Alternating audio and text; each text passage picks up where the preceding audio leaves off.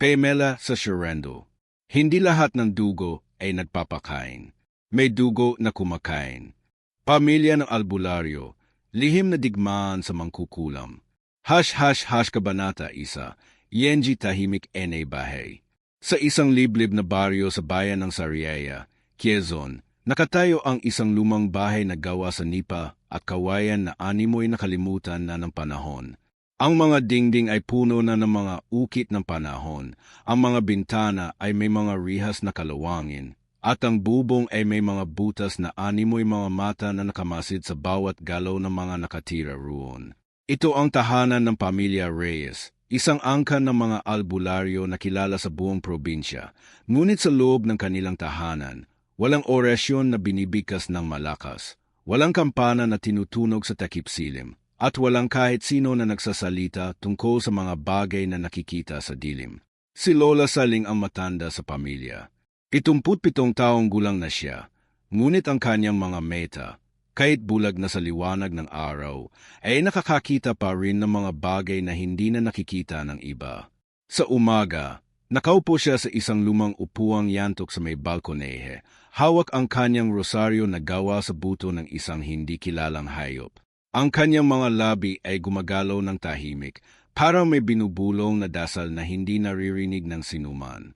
Sa kanyang harapan, ang mga apo ay tahimik na nag-asikaso sa kanilang mga gawain. Si Mang Tonyo, ang kanyang panganay na anak, ay abala sa paghahanda ng mga gamot na gawa sa mga ugat at dahon na kinuha sa gubat. Si Eight Luz, ang kanyang apo sa tuhod, ay tahimik na naglalaba habang ang kanyang tiyan ay malaki na sa 8 buwang pagbubuntis. At si Bonso, ang 5 taong gulang na batang lalaki, ay nakaupo sa sahig. Naglalaro ng mga bato na may kakaibang hugis na parang mga bungo na maliit na hayop.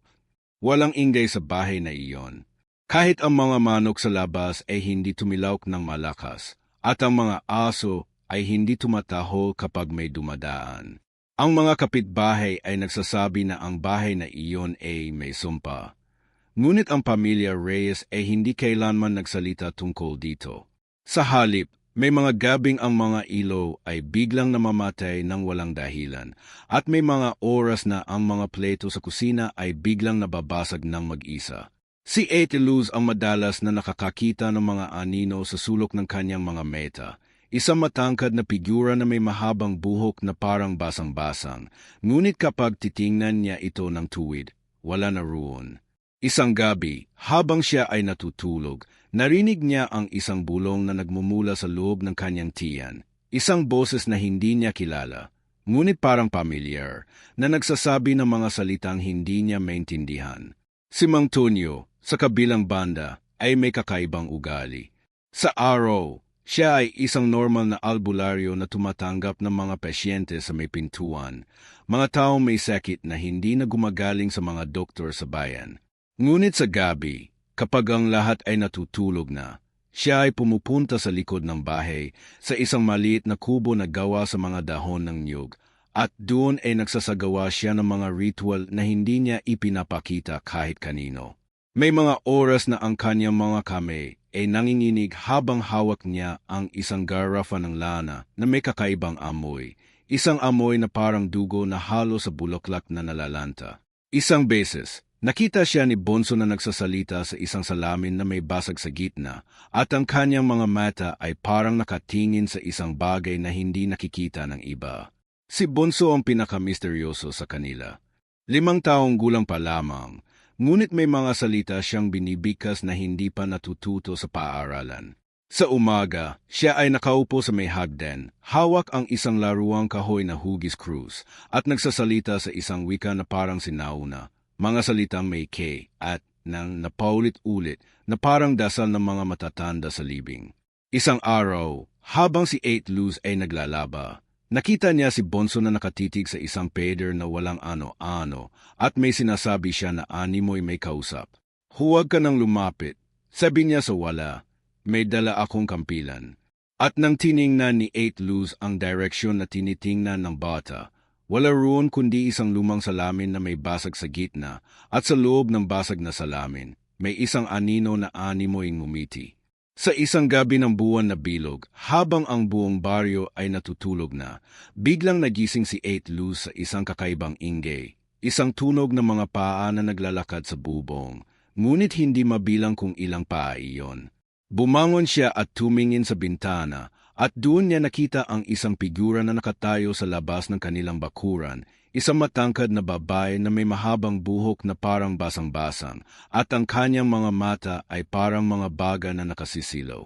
Hindi siya gumalaw, ngunit ang kanyang mga labi ay gumagalaw, parang may binubulong na dasal na pabaliktad.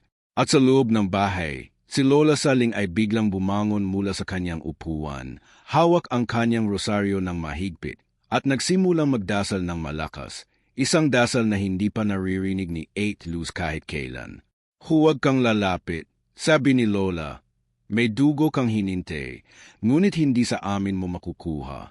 At sa gitna ng katahimikan ng bahay na iyon, isang bagay ang nagsimulang magbago. Ang mga orasan ay biglang tumigil sa 12:00. Ang mga ilaw ay nagsimulang kumurap-kurap ng walang dahilan. At si Bunso, na natutulog sa kanyang kama, ay biglang bumangon at nagsimulang maglakad patungo sa pintuan, mga hakbang na mabagal ngunit tiyak, na parang may hinintay siyang darating. At nang buksan niya ang pintuan, wala roon kundi ang dilim ng gabi, ngunit ang kanyang mga mata ay nakatitig sa isang direksyon na parang may nakikita siyang hindi nakikita ng iba. At sa kanyang mga lebi, isang ngiti ang biglang sumilay, isang ngiti na hindi pang bota, kundi parang ng isang matandang nakakaalam ng isang lihim na hindi pa handa sa mundo. Hash Kabanata 2, Yenji Talaarawan Enay Lola. Kinabukasan ng gabing iyon, nang ang buwan ay nakatago pa rin sa makapal na ulap, nagising si 8 Luz sa isang kakaibang katahimikan. Isang katahimikan na parang may humihinto sa hangin, na animoy may nakikinig sa bawat hininga niya. Ang kanyang tiyan ay mabigat, hindi lamang sa pagbubuntis kundi sa isang pakiramdam na may bagay na gumagalaw sa loob niya na hindi dapat naroon. Bumangon siya ng tahimik, dahan-dahan na naglalakad patungo sa kusina upang uminom ng tubig. Ngunit sa daan, napansin niya na ang pinto ng silid ni Lola Saling ay bahagyang nakabukas. Isang bagay na hindi kailanman nangyayari, sapagkat ang matanda ay laging nagsasara ng kanyang pinto ng mahigpit, na para may tinatago siyang hindi dapat makita ng sinuman. Sa loob ng silid, nakita niya si Lola Saling na nakaupo sa harap ng isang lumang aparador na gawa sa Nara. Ang mga kamay ay nanginginig habang hinahawakan ang isang susi na yari sa tanso na puno na ng kalawang. Sa harap niya ay isang maliit na kahon na may 7 kandado. 7 kandado na bawat isa ay may kakaibang hugis. Isa ay parang ulo ng ahas, isa ay parang mata ng tao, at ang iba ay mga simbolo na hindi na nakikilala sa modernong panahon. Dahan-dahan na binuksan ni Lola ang unang kandado, at ang tunog ng metal na nakakiskisan ay parang ungol ng isang hayop na matagal nang nakakulong. Luz, sabi niya nang hindi lumilingon, halika. Oras na para malaman mo ang totoo.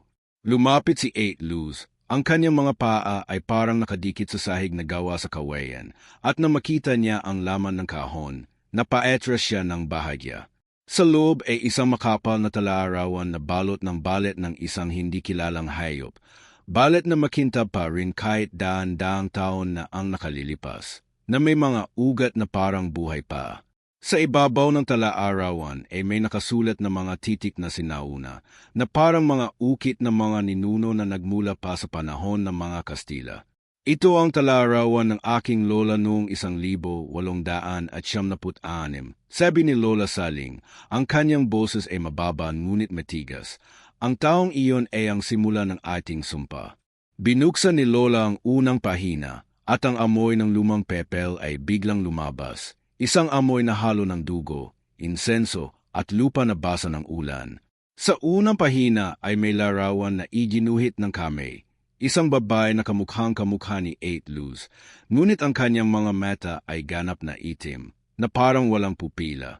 At sa kanyang mga kamay ay may hawak na isang garafa ng lana na may lamang pula. Siya si Inang Rosario, sabi ni Lola, ang aking lola. Siya ang pinakamakapangyarihang albularyo sa buong Quezon noong panahon ng Revolusyon. Ngunit may isang gabing iyon, siya ay nagkamali.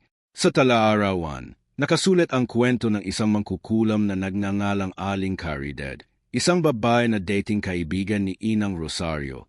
Ngunit dahil sa inggit sa kapangyarihan ng pamilya Reyes, siya ay gumawa ng isang ritual na bawal sa lahat ng albularyo, ang paglipat ng sumpa sa pamamagitan ng dugo ng isang bata. Noong 1876, sa gitna ng digmaan laban sa mga Kastila, si Aling Caridad ay pumasok sa bahay ng pamilya Reyes at ninakaw ang isang sanggol, ang kapatid ni Inang Rosario, at ginamit ito sa isang ritual na ginawa sa ilalim ng puno ng balete. Isinama niya ang dugo ng bata sa lana, sabi ni Lola, at inilagay sa loob ng garafa na ito. At doon, sa loob ng kahon, ay may isang maliit na garafa na may lamang pula. Pula na hindi na dugo ng hayop, kundi dugo ng isang sanggol na hindi na nakabalik sa kanyang ina. Ngunit ang sumpa ay hindi lamang nawala. Sa talaarawan, nakasulat na si Inang Rosario ay nakipaglaban kay Aling Caridad sa ilalim ng puno ng balete at sa gitna ng labanan, siya ay gumamit ng isang orasyon na pabaliktad, isang orasyon na nagdulot ng kanyang sariling kamatayan. Pinatay niya si Aling Caridad, sabi ni Lola, ngunit hindi niya namatay ng tuluyan. Ang katawan niya ay nawala, ngunit ang kanyang kaluluwa ay nanatili sa loob ng dugo ng ating lahi. At bawat babae sa pamilya Reyes na magbubuntis ay magdadala ng sumpa na iyon. Habang binabasa ni Lola ang mga pahina, biglang may kakaibang tunog na nagmula sa labas ng silid, isang tunog ng mga paa na naglalakad sa bubong. Ngunit hindi mabilang kung ilang paa iyon. Si Eight Luz ay napatingin sa bintana, at doon niya nakita ang isang anino na parang babae na may mahabang buhok na nakatayo sa labas ng bakuran. Ngunit nang tiningnan niya ito ng tuwid, wala na roon. Hindi mangkukulam ang kalaban, sabi ni Lola nang hindi tumitingin, kundi ang sariling dugo ng pamilya. Si Aling Caridad ay pinsan ng aking Lola. Siya ay pamilya rin nating. At ang sumpa niya ay naghihintay lamang sa susunod na babae na magdadala ng buhay. At sa huling pahina ng talaarawan, may nakasulat na isang babala na ginawa ni Inang Rosario bago siya namatay. Ang sumpa ay hindi mapuputo sa pamamagitan ng dugo ng iba. Kailangan may magbuwis ng sariling dugo mula sa lahi ng Reyes. At ang babaeng iyon ay ikaw, Luz. Biglang napatingin si Eight Luz sa kanyang tiyan, at doon niya naramdaman ang isang malamig na kamay na humawak sa kanyang balet mula sa loob. Isang kamay na hindi dapat naroon, ngunit naroon na parang may hinintay na matagal na. At sa katahimikan ng silid na iyon, ang talaarawan ni Lola Saling ay nagsara ng mag-isa na parang may buhay itong sarili. At ang amoy ng dugo ay biglang lumakas, na animoy may bagong dugo na dadaloy sa lalong madaling panahon. Kabanata 3, ENG Unang Labanan. Pagkatapos ng gabing iyon na binuksan ang talaarawan, hindi na nakagalaw si Eight Luz ng normal. Ang kanyang mga paa ay parang may nakakabit na tanikala, at ang kanyang tiyan ay laging may malamig na haplos na nagmumula sa loob, na animoy may kamay na hindi tao na hinahaplos ang kanyang sanggol. Si Mang Tonyo, na nakabalita na sa lahat mula kay Lola Saling, ay nagpasya na gawin ang unang hakbang, ang tawas, isang ritual na ginagamit ng mga albularyo upang makita ang sumpa na nakakabit sa isang tao. Sa gitna ng bahay, sa harap ng altar na gawa sa kahoy na may mga larawan ng mga santo at ng isang maliit na garafa ng lana, inihanda niya ang mga kailangan. Isang pleto na gawa sa niyog, isang kandila na yari sa taba ng isang hayop na hindi kilala, at isang mangkok ng tubig na kinuha mula sa ilog sa likod ng baryo. Umupo ka rito, Luz, sabi ni Mang Tonyo. Ang kanyang boses ay matigas ngunit may bahid ng takot na hindi niya may kobli. Si Lola Saling ay nakaupo sa isang sulok, hawak ang kanyang rosaryo ng mahigpit, at si Bonso ay nakatayo sa may pintuan, nakatitig sa kanila na parang may kausap na hindi nakikita. Sinindihan ni Mang Tonyo ang kandila, at ang apoy ay nagsimulang sumayaw ng kakaiba, hindi sa direksyon ng hangin, kundi sa direksyon ng kanyang mga daliri. Inilagay niya ang kandila sa ibabaw ng pleto, at dahan-dahan na binuhos ang mainit na taba sa mangkok ng tubig. Makikita natin kung ano ang nakakabit sa iyo, sabi niya, at kung sino ang may gawa nito. Habang ang taba ay nahuhulog sa tubig, ang tunog ng bawat patak ay parang ungol ng isang bata na hinintay ang kanyang ina. At nang ang unang patak ay tumama sa tubig, biglang nag-iba ang anyo nito. Hindi na ito nagiging hugis ng bulaklak o dahon, kundi hugis ng isang mata na may pupila na itim na itim. Ang pangalawang patak ay naging hugis ng isang kamay na may mahabang kuko, at ang pangatlo ay naging hugis ng isang bibig na nakanganga. Si 8 Luz ay napaatras. Ang kanyang mga kamay ay nanginginig habang hawak ang kanyang tiyan, at doon niya naramdaman ang isang malakas na sipa mula sa loob.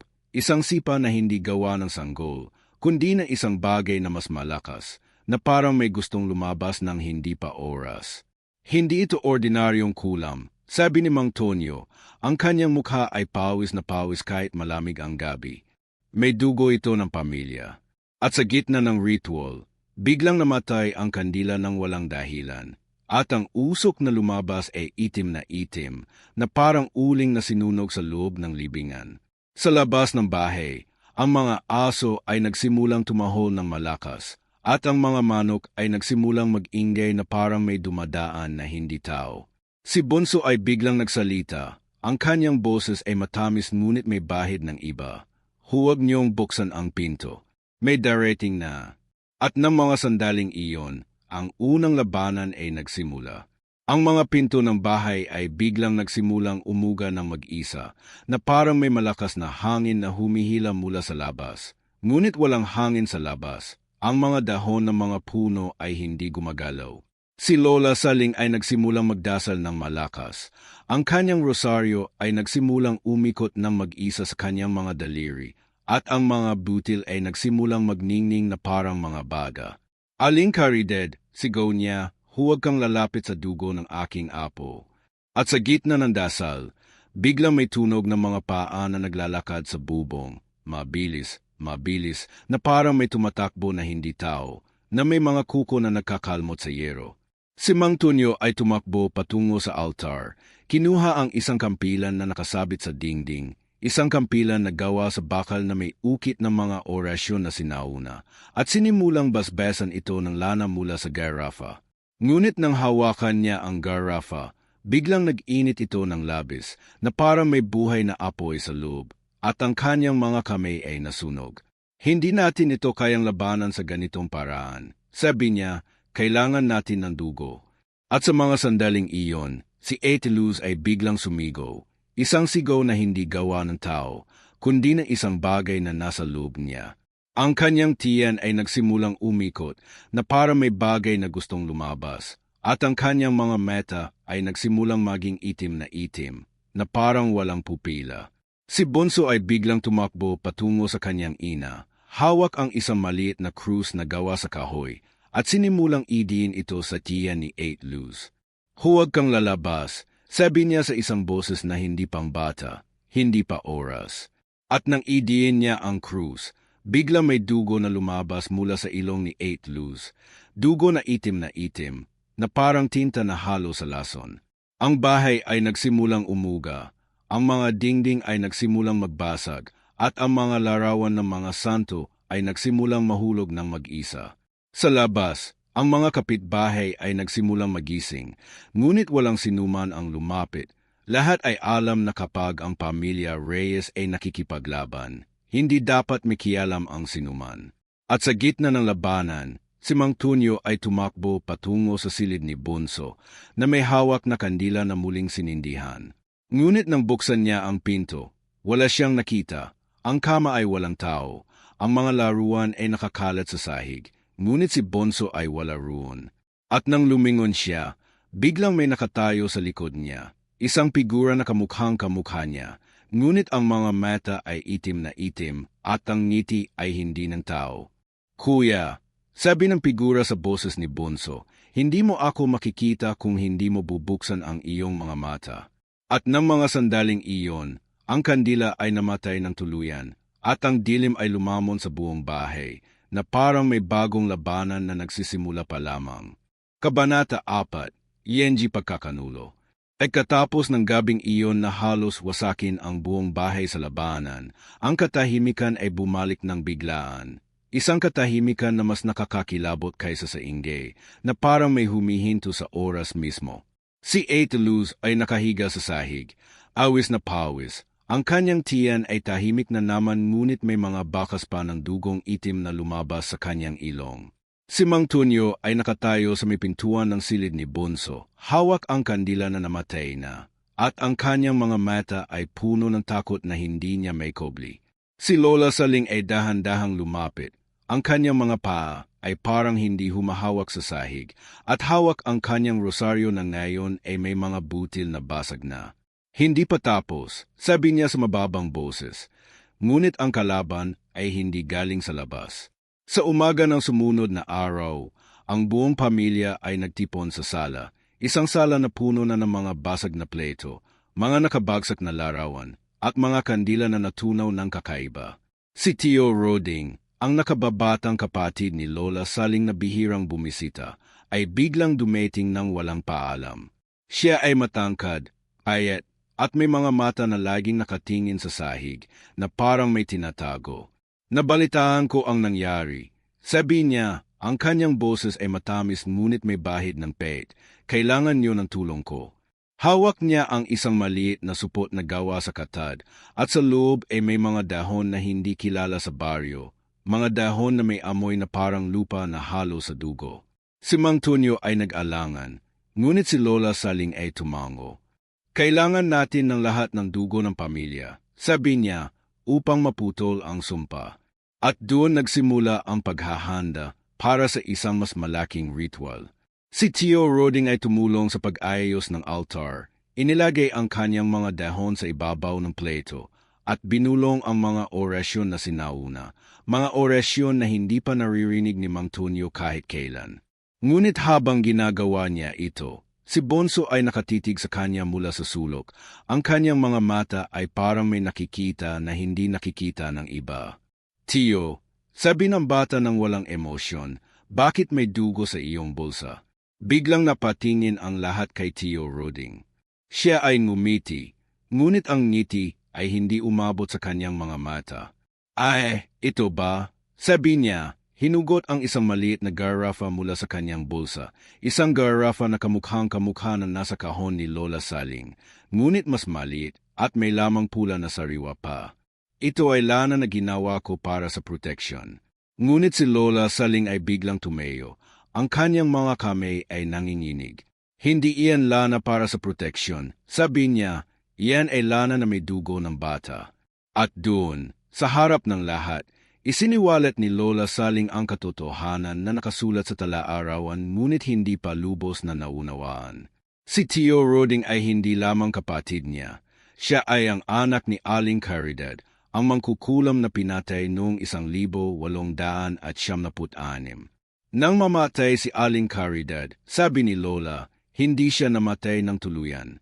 Nailipat niya ang kanyang kaluluwa sa isang bata na ipinanganak pagkatapos ng labanan, isang bata na itinago ng pamilya, na siyang ama mo, Roding. Si Tio Roding ay hindi anak ng pamilya Reyes sa dugo, siya ay anak ng sumpa. Sa mga sandaling iyon, ang mukha ni Tio Roding ay nagbago. Ang kanyang mga mata ay nagsimulang maging itim na itim, at ang kanyang ngiti ay naging nakakakilabot. Sabi niya, ang kanyang boses ay biglang naging dalawa, isang boses ng lalaki at isang boses ng babae na matanda. Ako ang dugo ni Aling Caridad. At ang sumpa na inilagay ko sa garafa na ibinigay ko kay Luz noong siya ay bata pa, ay naghihintay lamang sa tamang oras. Flashback sa isip ni Eight Luz. Noong siya ay 7 taong gulang, si Tio Roding ay bumisita at binigyan siya ng isang maliit na garafa ng gamot para sa kanyang lagnat, isang garafa na may lasang matamis ngunit may amoy na kakaiba. Bakit mo ginawa ito? Tanong ni Mang Tonyo, ang kanyang mga kamay ay nanginginig habang hawak ang kampilan. Dahil sa inggit, sagot ni Tio Roding, inggit sa kapangyarihan ng pamilya Reyes. Ang aking ina ay pinatay dahil sa inggit ng inyong lola, at ako ay ginawa upang maghiganti. Ang sumpa ay hindi lamang sa iyo, Luz, ito ay sa buong lahi.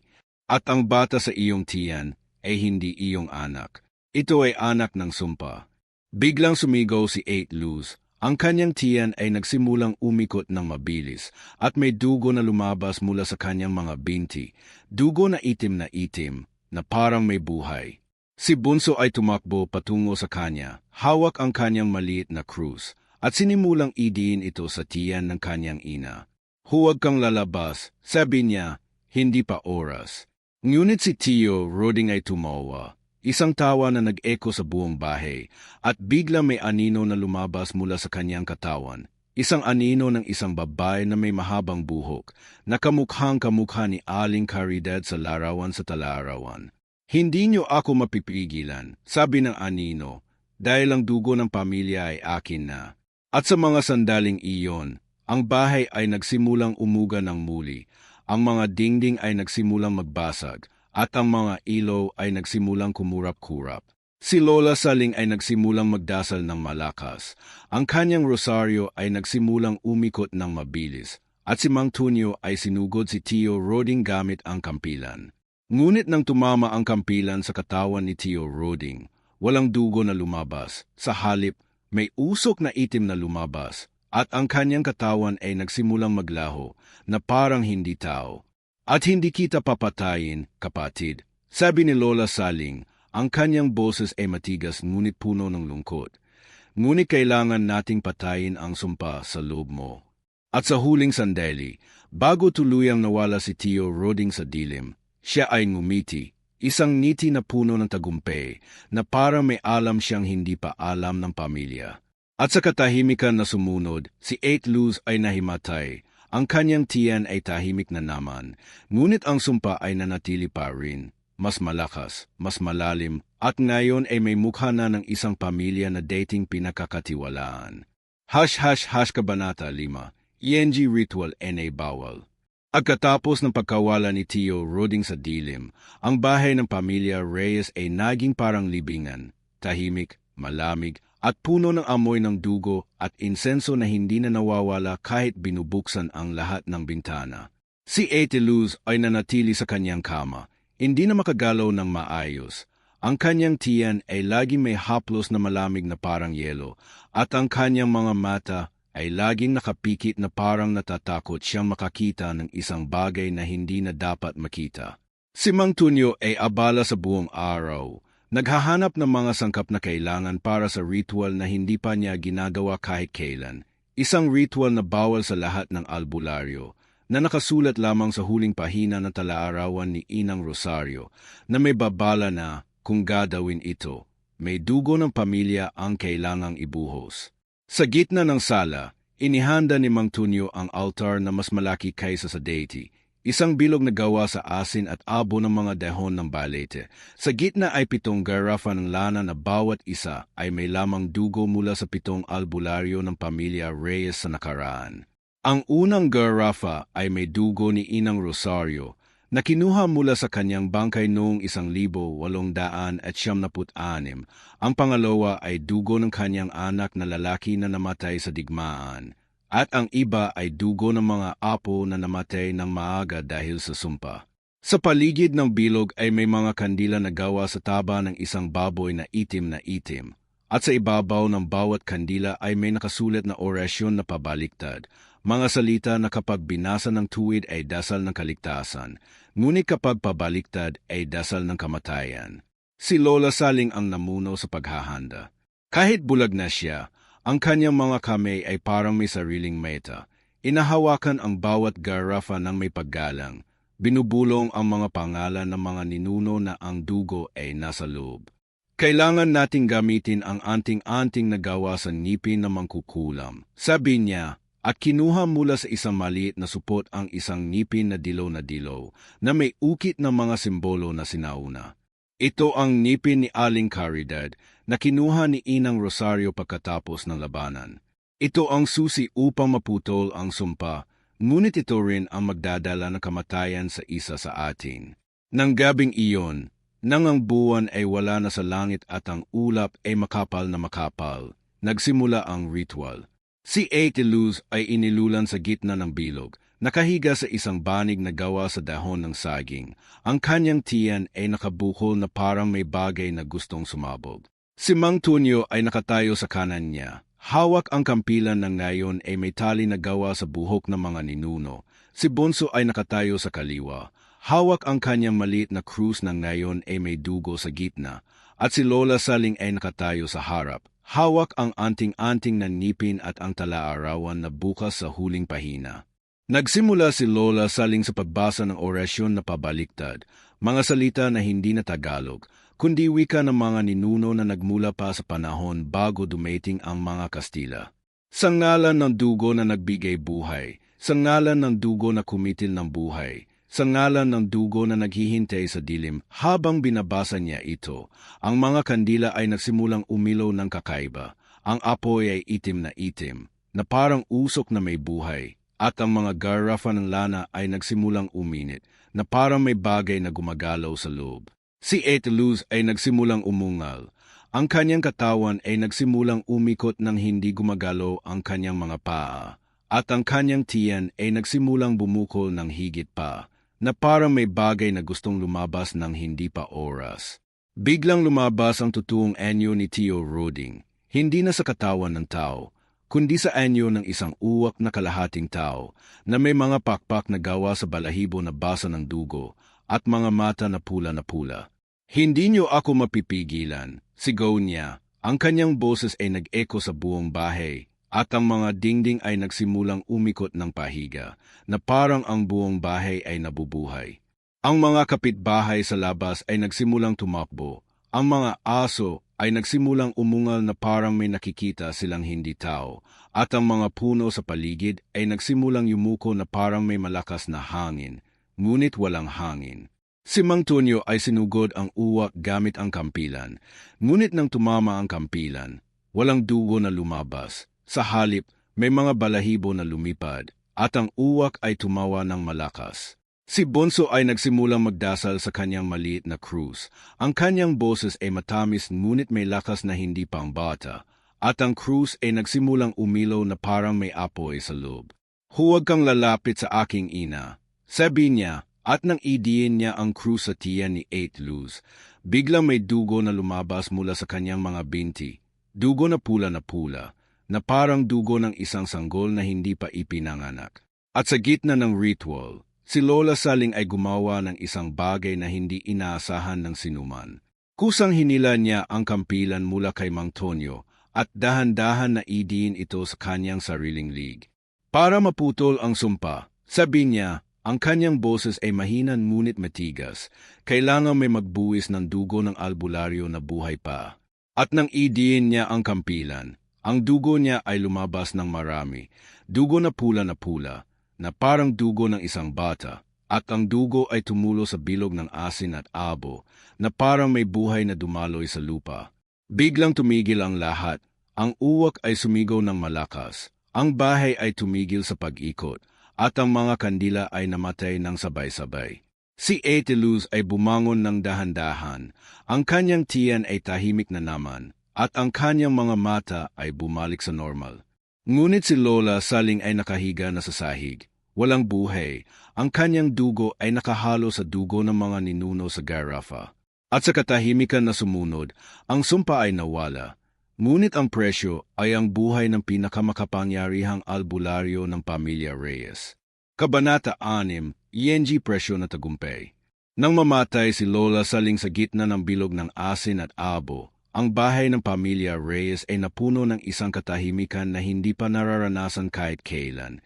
Isang katahimikan na parang ang mundo mismo ay huminto sa pag-ikot, na ang hangin ay hindi na gumagalaw, at ang mga orasan ay tumigil sa 12:00 ng hating gabi. Ang dugo ni Lola ay dumaloy sa lupa, nakahalo sa dugo ng mga ninuno sa 7 garafa ng lana, at ang usok na itim na lumabas sa mga kandila ay biglang nawala, na parang sinipsip ng lupa. Si Ate Luz ay dahan-dahang bumangon mula sa banig. Ang kanyang mga kamay ay nanginginig habang hinahaplos ang kanyang tiyan. Tiyan ng gayon ay tahimik, na parang walang nangyari, na parang ang sumpa ay tuluyang nawala. Si Mang Tonyo ay lumuhod sa tabi ng katawan ni Lola Saling.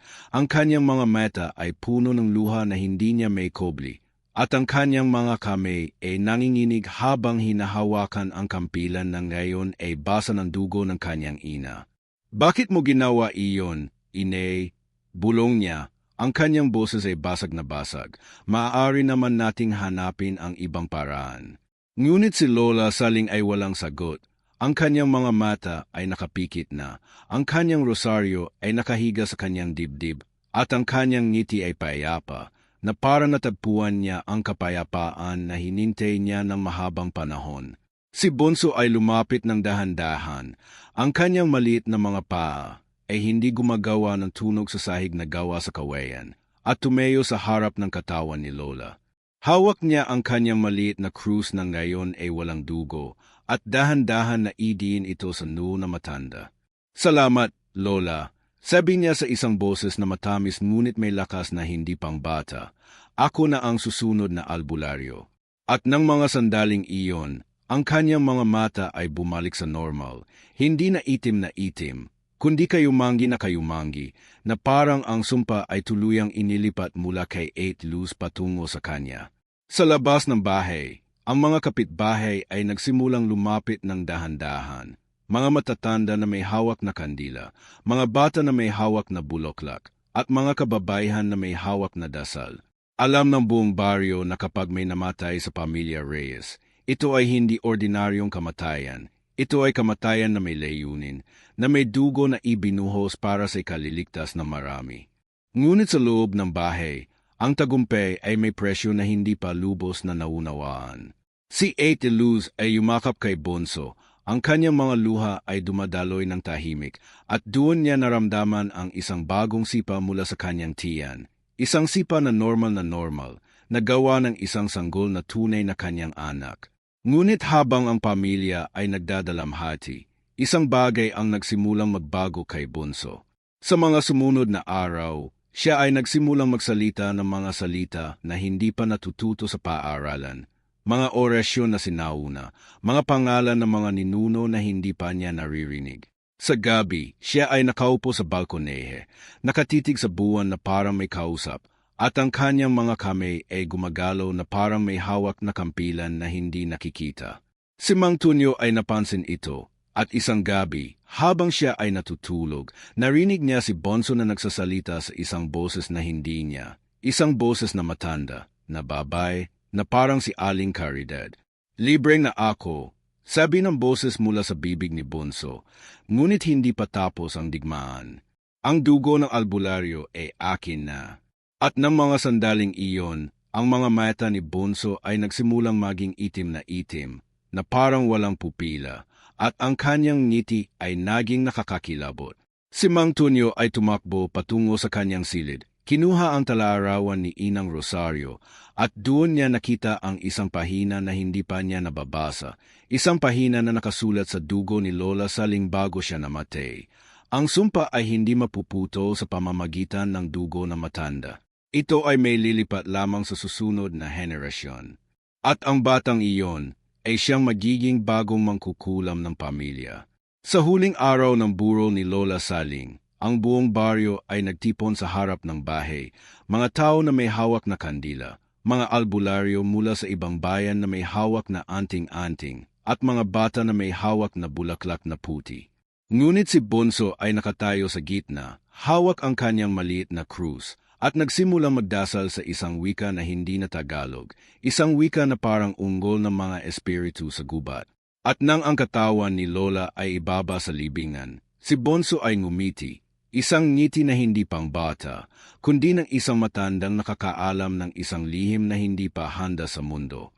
At sa katahimikan ng libingan, ang sumpa ay hindi nawala. Ito ay nailipat lamang, mula kay Tio Roding patungo kay Bonso, mula sa matanda patungo sa bata, mula sa nakaraan patungo sa hinaharap. Ang tagumpay ng pamilya Reyes ay may presyo na hindi pa lubos na nababayaran. Ang presyo ng isang batang hindi na ordinaryo. Nang gayon ay may dugo na mangkukulam na dumadaloy sa kanyang mga ugat. At habang ang lupa ay nagsasara sa libingan ni Lola Saling, si Bonso ay tumingin sa langit at ang kanyang mga mata ay nagsimulang magningning na parang mga baga. Isang senyales na ang digmaan ay hindi pa tapos, na ito ay simula pa lamang ng isang bagong labanan na mas malupit, mas malalim, at mas personal kaysa sa dati.